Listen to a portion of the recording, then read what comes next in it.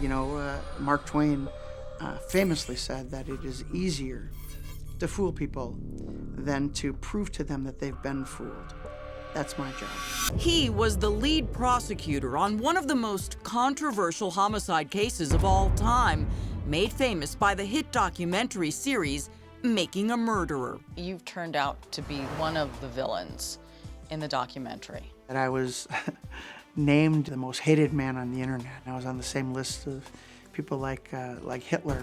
Now the prosecutor who helped secure 2 convictions for the gruesome murder of Teresa Halbach has written a new book, and he's teamed up with one of the lead investigators on the case to fight back against a series they say misled the public into believing a lie. The millions of people that watch this should be angry, not at the justice system, but at these 2 filmmakers.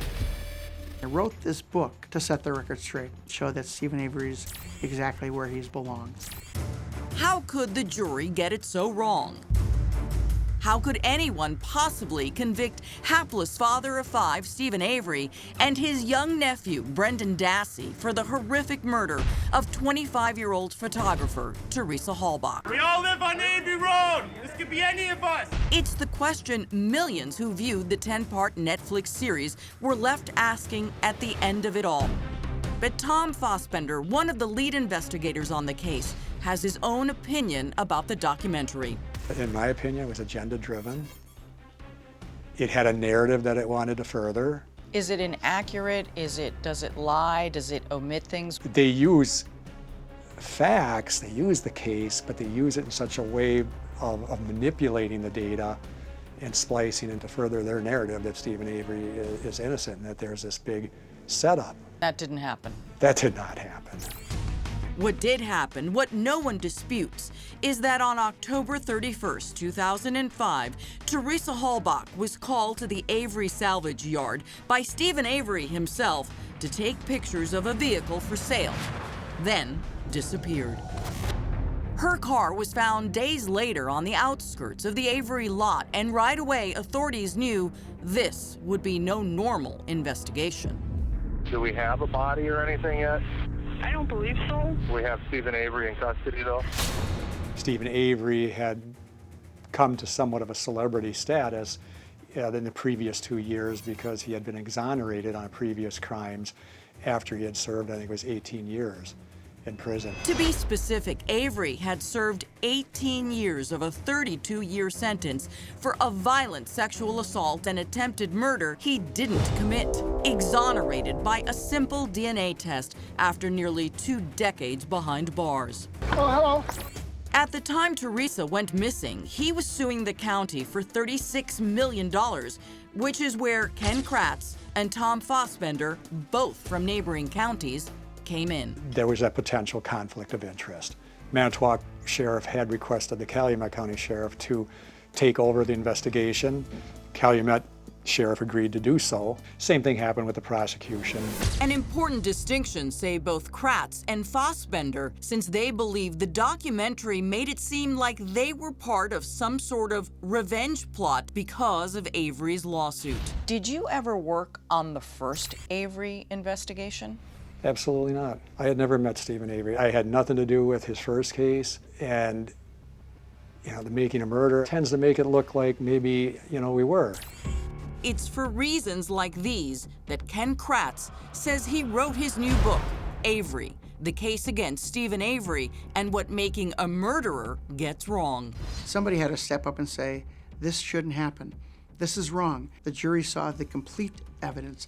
The jury wasn't fooled. And the prosecution says their case was made almost as soon as Teresa's car was found on Avery's lot and a cadaver dog detected blood inside. The car was secured. No one touched or went in the car. It went down to our crime laboratory in Madison, Wisconsin, where they analyzed it. They find male and female blood in the RAV4. Some of the blood comes back to Steven Avery. But just how Avery's blood got there would become one of the biggest sticking points for the defense. The big moment in the documentary is, there is a hole in the top of the plastic stopper Right. to the blood vial of Steven Avery. What Jerry Buting famously refers to as a red letter day for the defense. That's right. The evidence in question was a tube of blood authorities already had from Avery's previous conviction. There isn't any question what the filmmakers want you to believe, that must mean that this blood vial was tampered with. And there's dramatic music and, of course, all of these aha moments. The fact of the matter, though, is that there's supposed to be a hole in the top of that purple top. That's how the blood gets in there. And we had a nurse who had given a sworn statement. So I put the hole there. That's how it got there. So Mr. Buting, Mr. Strang, and certainly these two filmmakers, 10 years later, by the time Making a Murderer comes out, they know that that vial isn't tampered with. So how did that swipe of blood end up in Teresa's RAV4? Investigators say through this cut they found on Steven Avery's right hand. Because it certainly is apparent, at least to most people, that if you stick that key in and your cut is on this finger right there, and you stick that key in and you turn it, that swipe is almost perfectly lined up with someone that would do that off of that blood. Which meant that at some point, Steven Avery was in the driver's seat of Teresa's car, turning her key. Yes, that key. That key and the finding of that key is very controversial based on the documentary. They like to paint it that way, yes. I don't think it is. According to the documentary, Teresa's key, found with Steven's DNA on it, was only discovered after 7 searches of the property, even though it appeared to be hidden in plain sight.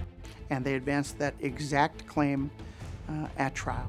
But both Kratz and Fassbender say that's a misunderstanding of the facts, that there were really only 2 searches, one of which was on the first day and because of weather got called short. It was anything but a complete and thorough search of that residence.